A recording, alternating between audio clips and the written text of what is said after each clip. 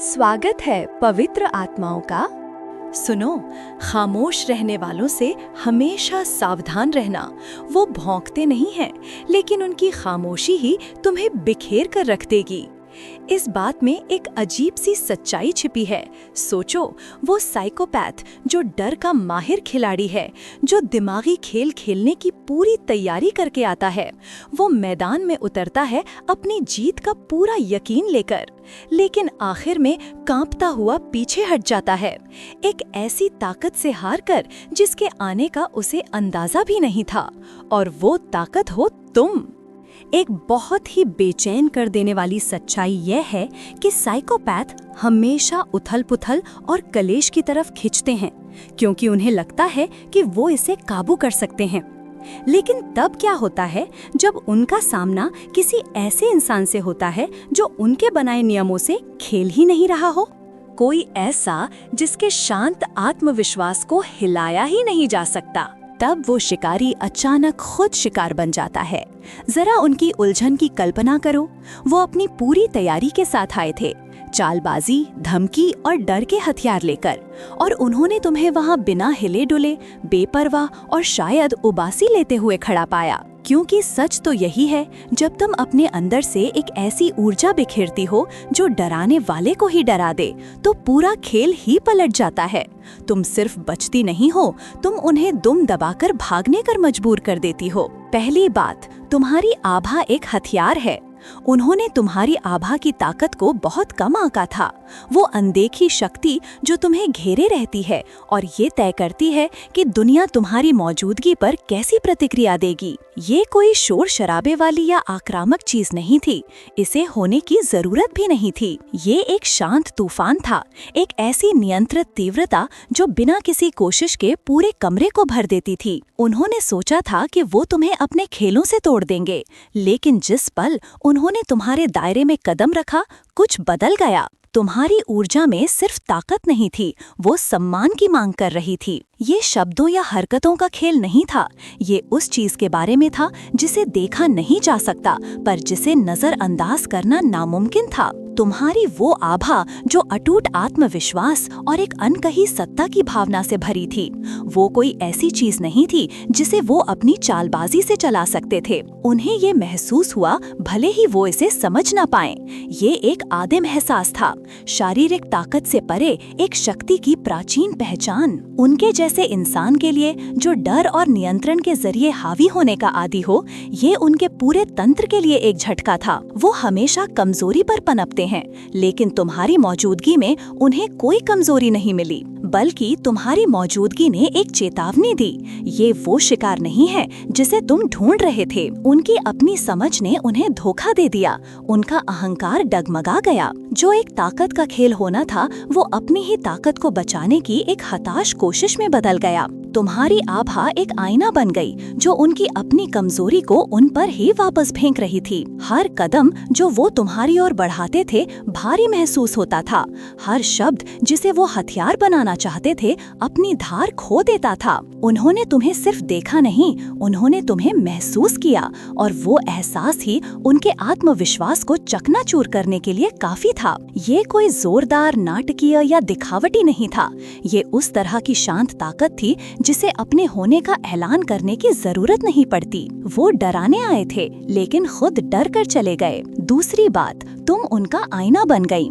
वो साइकोपैथ अपना वही पुराना खेल खेलने आया था, दूसरों पर हावी होना, चालबाजी करना, काबू पाना। उसने सोचा था कि पलड़ा उसी का भारी है, क्योंकि वो जानता था कि लोगों की असुरक्षा और डर का फायदा कैसे उठाया जाता है। लेकिन उसने ये उम्मीद नहीं की थी कि तुम बिना कोशिश किए ही पूरा खेल पलट दोगी। तुमने उनके ही हथियार इस्तेमाल करके पलटवार नहीं किया, बल्कि तुम खुद एक आईना बन गईं और उन्हें उस चीज का सामना करने पर मजबूर कर दिया जिसके लिए वो बिल्कुल भी तैयार नहीं थे, यानी खुद का। तुम्हारी मौजूदगी ने उन्हें सिर्फ चुनौती नहीं दी, इसने उनका पर्दाफाश कर दिया। उनकी हर चाल उन्हीं पर वापस आ रही थी, उनकी हताशा और उनकी कमियों को बिल्कुल साफ साफ दिखा रही थी। जितना ज्यादा उन्होंने तुम्हें हिलाने की कोशिश की, उतना ही ज्यादा उन्होंने अपनी अस्थिरता को उजागर किया। वो किसी ऐसे इंसान के लिए तैयार नहीं थे जो हिचकिचाएगा नहीं, जो उन्हें वो प्रतिक्रियाएं नहीं देगा जिनकी उन्हें चाहत थी।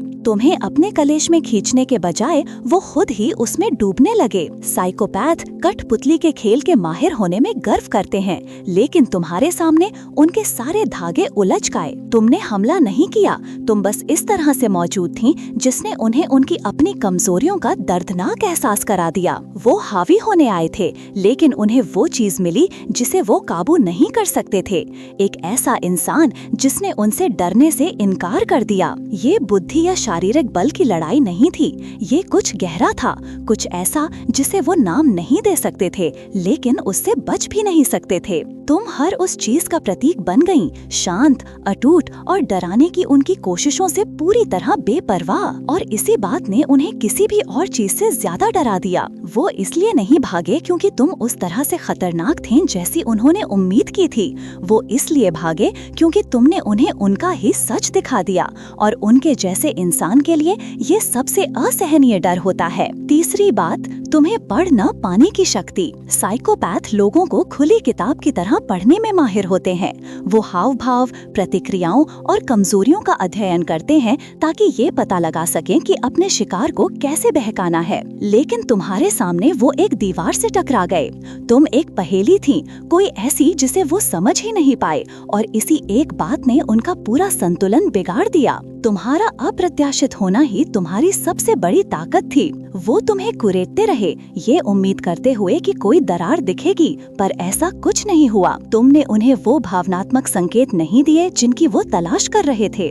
तुम्हारी आंखों में कोई डर नहीं था, तुम्हारी आवाज में कोई गुस्सा नहीं था, तुम्हारी मौजूदगी में कोई हिचकिचाहट नहीं थी। ऐसा नहीं था कि तुम कुछ छिपा रही थी, बात ये थी कि तुम्हें कुछ भी जाहिर करने की जरूरत ही नहीं थी, और इसी बात ने उन्हें बेचैन कर दिया। एक ऐसे इंसान के लिए जो सब कुछ काबू में रखना चाहता है, ये न जानना कि आगे क्या होगा सबसे बड़ी सजा है। वो हर चाल का अंदाजा लगाने की अपनी क्षमता पर निर्भर थे, लेकिन तुम एक जंगली पत्ते की तरह थीं। तुमने वैसी प्रतिक्रिया नहीं दी जैसी ज्यादातर लोग देते हैं। तुमने वो भूमिका नहीं निभाई जो उन्होंने अपने दिमाग में तुम्हारे लिए लिखी थी। इसके बजाय तुम एक कोरा कागज थीं, जिसका अंदाजा लगाना नामुमकिन था और जिसे बहकाना तो और भी मुश्किल। तुम्हें घेरने की उनकी हर कोशिश उल्टी पड़ती दिख रही थी। वो ये नहीं समझ पा रहे थे कि तुम उनसे एक कदम आगे थे या बस तुम्हारी पहुंच से बाहर। ये सिर्फ उलझन भरा नहीं था, ये उन्हें गुस्सा दिला रहा था, और अपनी निराशा में वो बिखरने लगे। जिस आत्मविश्वास के साथ वो आए थे, वो शक में बदल गया, और शक डर में। उन्हें बहुत देर से एहसास हुआ कि जो ताकत वो तुम पर समझते थे, वो एक भ्रम था। वो तुम्हें पढ़ नहीं सके क्योंकि तुम उनका खेल ही नहीं खेल रही थीं। तुम्हारी मौजूदगी में उनका सावधानी से बनाया गया नकाब चटक गया, और पहली बार उन्होंने वो महसूस किया जो वो हमेशा दूसरों को महसूस कराते थे, लाचारी। ये तुम्हारे कुछ कहने या करने की वजह से नहीं हुआ, ये बस इसलिए हुआ कि तुम जैसी हो वैसी थीं। चौथी बात, तुम्हारी अटल शांति। साइकोपैथ कलेश और अशांति में ही जीते हैं।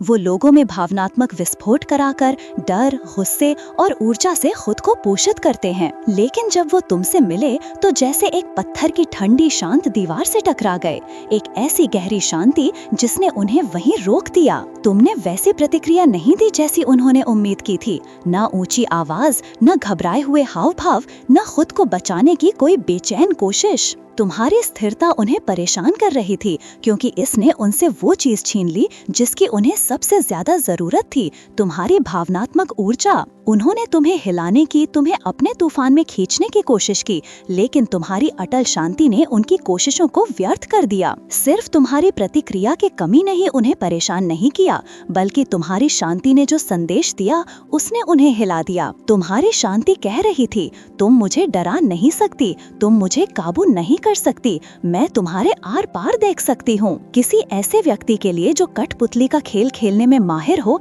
इस तरह की अवज्ञा सिर्फ निराशाजनक ही नहीं बल्कि भयावह थी। जितना ज्यादा उन्होंने जोर लगाया उतना ही ज्यादा उन्होंने तुम्हारी अटूट मौजूदगी के खालीपन को महसूस किया। कलेश उनका पसंदीदा मैदान है, लेकिन तुम्हारी शांति एक अनजान इलाका था, एक ऐसी जगह जहां उनकी सामान्य चालें काम नहीं करती थीं। ये सिर्फ खामोशी नहीं थी, ये बिना आक्रामकता के प्रभुत्व था, बिना बल के शक्ति। वो किसी ऐसे के लिए तैयार नहीं थे जो बिना उंगली उठाए अपनी जगह पर खड़ा रह सकता था। वो कलेश की उम्मीद में आए थे और खुद को तुम्हारी स्थिरता की खाई में घूरते हुए पाया। उस पल उन्हें एहसास हुआ कि उनके पास काम करने के लिए कुछ भी नहीं है, न कोई दरार जिसका वो फायदा उठा सके, न कोई कमजोर नस जिसे वो दबा सके। तुम्हारी शांति ने न सिर्फ उनकी शक्ति को सोख लिया, बल्कि इसने उनकी अपनी तुच्छता को भी दर्शाया। और नियंत्रण पर जीने वाले किसी व्यक्ति के लिए ये एहसास किसी भी उस चीज से ज्यादा भयानक था जो उन्होंने कभी दूसरों पर किया था। पांचवी बात, डर का पलटवार। डर एक ऐसा हथियार है जिसे साइकोपैथ बड़ी सटीकता से इस्तेमाल करते हैं।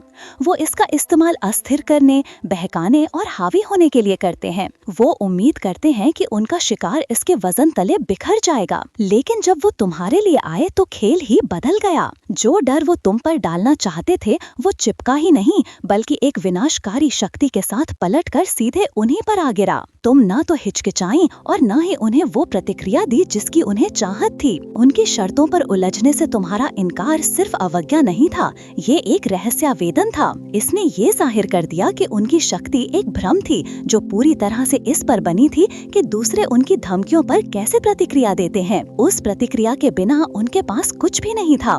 उनका खेल उनकी आंखों के सामने बिखर गया। जैसे ही उन्होंने और ज्यादा नियंत्रण करने की कोशिश की, वो खुद को फिसलते हुए पाने लगे। जितना ज्यादा उन्होंने जोर लगाया उतना ही ज्यादा उन्होंने डर की पकड़ को मजबूत महसूस किया, तुम्हारे चारों ओर नहीं बल्कि खुद के चारों ओर। ये तुम्हारे शारीरिक रूप से कुछ करने की वजह से नहीं था, ये वो शांत अटूट आत्मविश्वास था जो तुमसे निकल रहा था। इसने उन्हें शक्ति के बारे में जो कुछ भी वो जानते थे उस पर सवाल उठाने पर मजबूर कर दिया। वो एक आसान जीत की उम्मीद में आए थे, एक ऐसा प्रदर्शन जहाँ वो शिकारी की भूमिका निभाते और तुम शिकार की। इसके बजाय उन्होंने खुद को एक मनोवैज्ञानिक शह और मात की स्थिति में पाया, जहां हर चाल उनके अपने बिखराव की ओर ले जा रही थी, बिना किसी चेतावनी के पासा। तुम्हारी मौजूदगी सिर्फ प्रतिरोध ही नहीं थी, ये परिवर्तनकारी थी।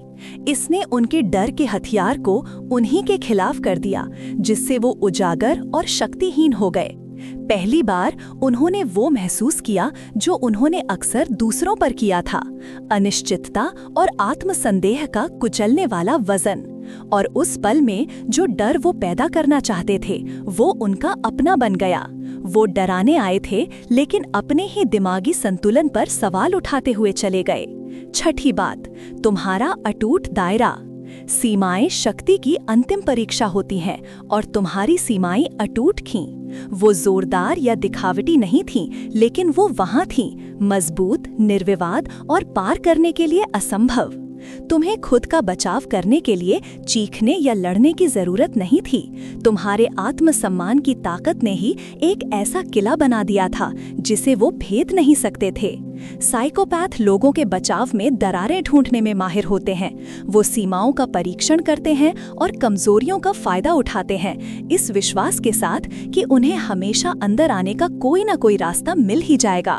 लेकिन तुम्हारे साथ हर कोशिश एक अभेद्य दीवार से टकराई। उन्होंने डर या हिचकिचाहट नहीं देखी, उन्होंने किसी ऐसे को देखा जो खुद को इतना महत्व देता था कि उनके जहर की एक बूंद को भी अंदर नहीं आने दे सकता। तुम्हारी सीमाएं सिर्फ उन्हें बाहर रखने के बारे में नहीं थीं, वो इस बात का ऐलान थीं कि तुम कौन हो। वो एक ऐसे व्यक्ति के बारे में बताती थीं जो अपनी कीमत जानता था और किसी के लिए भी इससे समझौता करने से इनकार करता था, चाहे कोई कितना भी चालाक या खतरनाक क्यों न हो। हर बार जब उन्होंने आगे बढ़ने की कोशिश की तो उन्हें एक अनकहा संदेश मिला, यहाँ तुम्हारी कोई ताकत नहीं है। उन्होंने ये कम आंका कि ऐसी सीमाओं को बनाए रखने में, बिना डगमगाए अपनी जगह पर खड़े रहने में कितनी ताकत लगती है। लेकिन जैसे ही वो खुद को तुम्हारे किले से टकराते रहे, उन्हें अपनी कोशिशों की निरर्थकता दिखने लगी। ये सिर्फ निराशाजनक ही नहीं था, ये अपमानजनक था। उन्हें पहुंच से वंचित किए जाने की, अपने नियंत्रण को इतनी आसानी से छीन लिए जाने की आदत नहीं थी। जब तक उन्हें एहसास हुआ कि अंदर आने का कोई रास्ता नहीं है, तब तक बहुत देर हो चुकी थी। उन्होंने अपनी सारी ऊर्जा किसी अटूट चीज को तोड़ने की कोशिश में खर्च कर दी थी, और अंत में ये सिर्फ तुम्हारी सीमाएं नहीं थीं जिनसे वो टकराए थे, ये एक सच्चाई थी जिससे वो बच नहीं सकते थे। तुम अछूत थीं। 7वीं बात, जागरूकता की महाशक्ति। साइकोपैथ चुपके से काम करने पर निर्भर रहते हैं। उनकी शक्ति बिना पता चले धोखा देने में निहित है। लेकिन तुम्हारे साथ वो किसी ऐसी चीज से टकरा गए जिसकी उन्होंने उम्मीद नहीं की थी, तुम्हारी निरंतर जागरूकता। जिस पल से उन्होंने तुम्हारे दायरे में कदम रखा, तुमने उन्हें वैसे ही देख लिया जैसे वो थे। वो नहीं जो वो होने का दिखावा कर रहे थे, बल्कि जो उनकी चालों, उनके इरादों, उनकी असुरक्षाओं के नीचे छिपा था। तुम्हें नाटकीय टकराव या गर्मागर्म बहस की जरूरत नहीं थी। तुम्हारी जागरूकता ही उनकी पूरी रणनीति को ध्वस्त करने के लिए काफी थी। उनका बोला हर शब्द, उनकी हर चाल इस खामोश ज्ञान से मिली कि तुम उनका खेल पहले से ही जानती हो। वो एक ऐसा हाथ खेल रहे थे जिसे तुम पहले ही देख चुकी थीं, और ये साफ दिख रहा था। जागरूकता को एक महाशक्ति जो चीज बनाती है, वो सिर्फ ये देखने की क्षमता नहीं है कि दूसरे क्या चूक जाते हैं। ये जानना है कि उस दृष्टि का उपयोग 2 कदम आगे रहने के लिए कैसे किया जाए। तुम उनके आकर्षण या उनकी चालबाजी के लिए नहीं गिरी, क्योंकि तुमने उन ढर्रों को जड़ पकड़ने से पहले ही पहचान लिया। उनकी चालें तुम्हारे लिए प्रभावी नहीं थीं, वो अनुमानित थीं, यहाँ तक कि दयनीय भी। ये ताकत या सहन शक्ति की लड़ाई नहीं थी, ये धारणा का एक खामोश युद्ध था, और तुम पहले ही जीत चुकी थीं, उनकी कमजोरियों को समझकर, वही चीजें जो वो दुनिया से छिपाते थे। तुमने कहानी पलट दी। वो अब शिकारी नहीं थे, वो उजागर कमजोर शिकार थे। उनका सामान्य लाभ बिना देखे फायदा उठाने की क्षमता तुम्हारी मौजूदगी में भाप बन गया। उन्होंने खुद को देखा हुआ महसूस किया, उस चापलूसी भरे तरीके से नहीं जिसकी वो तलाश करते थे, बल्कि इस तरह से कि वो पूरी तरह से नंगे हो गए।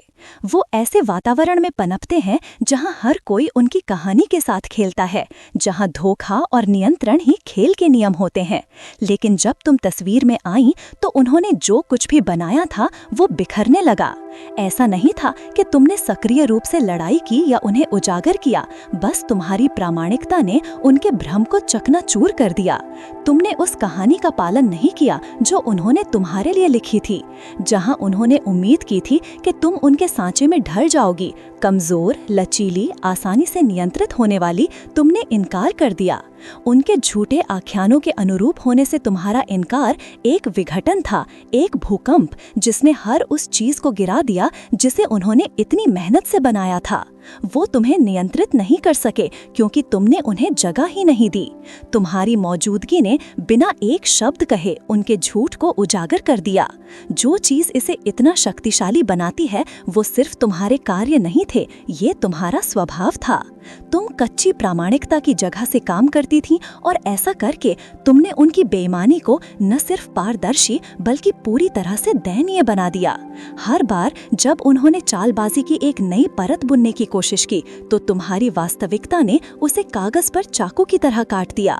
वो नहीं जानते थे कि कैसे प्रतिक्रिया दें, क्योंकि उन्होंने कभी किसी ऐसे का सामना नहीं किया था जो उनके खेल में विश्वास नहीं करता था। तुम्हारी मौजूदगी में वो नकाब या झूठे व्यक्तित्व के पीछे नहीं छिप सकते थे। तुमने उन्हें साथ खेलने की संतुष्टि नहीं दी, और उस मुखौटे के बिना वो उजागर हो गए। उनकी सावधानी पूर्वक बनाई गई योजनाएं ताश के पत्तों के घर से ज्यादा कुछ नहीं थीं, जो ढहने के लिए तैयार थीं। तुम्हारी प्रामाणिकता सिर्फ एक ढाल नहीं थी, ये एक अजेय शक्ति थी जिसने उन्हें कमजोर, उनकी गहराई से बाहर और अंततः शक्तिहीन छोड़ दिया। 12वीं बात, उन्होंने तुम में अपना अंत देखा। एक साइकोपैथ के लिए शक्ति सिर्फ एक लक्ष्य नहीं है, ये एक जीवन रेखा है। उनका पूरा अस्तित्व नियंत्रण बनाए रखने, दूसरों को बहकाने और एक ऐसी दुनिया बनाने पर टिका है जहां वो धागे धारण करते हैं। लेकिन जब वो तुमसे मिले तो उन्होंने सिर्फ एक निशाना नहीं देखा, उन्होंने हर उस चीज का आईना देखा जो उनके सावधानी पूर्वक बनाए गए साम्राज्य के लिए खतरा थी। तुम सिर्फ एक बाधा नहीं थी, तुम उनके अपरिहार्य पतन का जीवंत अवतार थीं। तुम्हारी अटूट शक्ति, जो शांत अवज्ञा तुम सहजता से रखती थीं, किसी भी टकराव से ज्यादा बोलती थी। ये एहसास कि तुम जैसा कोई नियंत्रित नहीं किया जा सकता, डराया नहीं जा सकता, उनकी इच्छा के अनुसार झुकाया नहीं जा सकता, ये एहसास उनके दिमाग में एक खामोश टिक टिक करती घड़ी की तरह था। तुम्हारी मौजूदगी में हर पल इस बात की याद दिलाता था कि उनका शासन नाजुक था, दूसरों की कमजोरियों के हेरफेर पर बना था और ये सिर्फ समय की बात थी कि ये ढह जाएगा। उन्होंने तुम में वो देखा जिससे वो सबसे ज्यादा डरते थे, अपनी ही कमजोरी, सब कुछ अपनी जगह पर रखने में अपनी ही अक्षमता। जबकि वो अराजकता और नियंत्रण के भ्रम पर पनपते थे, तुम्हारे शांत अटूट प्रतिरोध ने उनके कवच में दरारें उजागर कर दी। तुम्हारी ताकत जोरदार या नाटकीय नहीं थी, लेकिन ये निर्विवाद थी, और जब तक तुम अविचल खड़ी रहीं, ये स्पष्ट हो गया कि उन्होंने झूठ और डर पर जो कुछ भी बनाया था वो अस्थिर था। तुम में उन्होंने अपना भविष्य देखा, एक ढहता हुआ साम्राज्य, खोखली जीतों से भरा जीवन और एक अपरिहार्य पतन जिससे वो बच नहीं सकते थे। तुम सिर्फ एक व्यक्ति नहीं थी, वो अपने ही अंत को देख रहे थे, और वो सच्चाई, खामोश लेकिन शक्तिशाली, उन्हें पीछे हटने के लिए काफी थी, इस बात से अनिश्चित कि वो और कितनी देर तक ये दिखावा कर सकते हैं कि वो नियंत्रण में है। 13वीं बात, तुम्हारी खामोशी ने बहुत कुछ कह दिया। एक ऐसी दुनिया में जहां साइकोपैथ शोर पर पनपते हैं, हेरफेर, धमकियां, परिकल्पित अराजकता, तुम सबसे शक्तिशाली हथियार के साथ आए जिसे वो समझ नहीं सकते थे, खामोशी। जबकि वो शब्दों का इस्तेमाल मोड़ने, झुकाने और नियंत्रित करने के लिए करते थे, तुम्हारी शांति एक अनकही शक्ति बन गई, एक ऐसी उपस्थिति जो इतनी शक्तिशाली थी कि उनके और तुम्हारे बीच की जगह में गूंजती थी। तुम्हारी खामोशी निष्क्रिय नहीं थी, ये एक बयान था, एक ऐसी अवज्ञा जो इतनी जोरदार थी कि उसने कहानी को नियंत्रित करने के हर प्रयास को डुबो दिया। उन्होंने एक प्रतिक्रिया भड़काने की उम्मीद की थी, गुस्सा, डर, घबराहट या कम से कम असुविधा का कोई संकेत, लेकिन जब तुम्हारी स्थिरता का सामना पड़ा तो उनके प्रयास बिखर गए। जितना ज्यादा उन्होंने जोर दिया, उतना ही ज्यादा उन्होंने देखा कि तुम कोई ऐसी व्यक्ति नहीं थी जिसे वो शब्दों से बहका सकते थे, और इसने उन्हें किसी भी चीज से ज्यादा डरा दिया। तुम्हें उलझाने के लिए बने उनके शब्द तुम्हारी शांति की अभेद्य शक्ति से बस उछल गए। ये स्पष्ट हो गया कि उनकी सामान्य रणनीति की अब कोई शक्ति नहीं थी। अपनी अराजक, मैनिपुलेटिव दुनिया में वो लोगों को संतुलन से बाहर रखने पर पनपते थे, ऐसी प्रतिक्रियाएं मजबूर करते थे जो उनके शिकारों को कमजोरी की स्थिति में रखती थीं। लेकिन तुम्हारी खामोशी कोई ऐसी चीज नहीं थी जिसे वो भड़का सकते थे या नियंत्रित कर सकते थे। ये एक शून्य था जो बहुत कुछ कहता था, एक ऐसा तनाव पैदा करता था जिसे वो छोड़ नहीं सकते थे, एक ऐसी ऊर्जा जिसे वो हेरफेर नहीं कर सकते थे। खामोशी का हर पल इस बात की याद दिलाता था कि तुम उनके खेल में भाग नहीं ले रही थीं, कि उनका तुम पर कोई अधिकार नहीं था, और ये कि तुम उनकी हेरफेर से अप्रभावित थीं। जितना ज्यादा उन्होंने बोलने की कोशिश की, उतना ही ज्यादा उनके शब्दों का अर्थ खो गया। तुम्हारी खामोशी को स्पष्टीकरण की जरूरत नहीं थी, ये किसी भी उस चीज से ज्यादा जोरदार थी, और उस खामोशी में वो उजागर हो गए, इस असहज वास्तविकता में फंस गए कि उनका किसी ऐसे व्यक्ति पर कोई अधिकार नहीं था जिसे सुनने के लिए बोलने की जरूरत। शक्ति प्रभुत्व या धोखे से नहीं आती है, ये अनअपोलोजेटिकली खुद होने से आती है, अपने सच में दृढ़ता से खड़े होने से, और ये जानने से आती है कि चाहे उन्होंने तुम्हें नीचे गिराने की कितनी भी कोशिश की, वो कभी उस चीज को छू नहीं सकते जो तुम्हें अछूत बनाती है, और वो उनके शासन का अंत था। अगर आपको ये शक्तिशाली लगा तो और मन बदलने वाली सामग्री के लिए चैनल को सब्सक्राइब करना न भूलें। पसंद करें, साझा करें और नीचे अपनी टिप्पणियां छोड़ें। मुझे आपके विचार और अनुभव सुनना अच्छा लगेगा। चलिए बातचीत जारी रखते हैं और एक दूसरे को सशक्त बनाते रहते हैं। देखने के लिए धन्यवाद। धन्य रहें।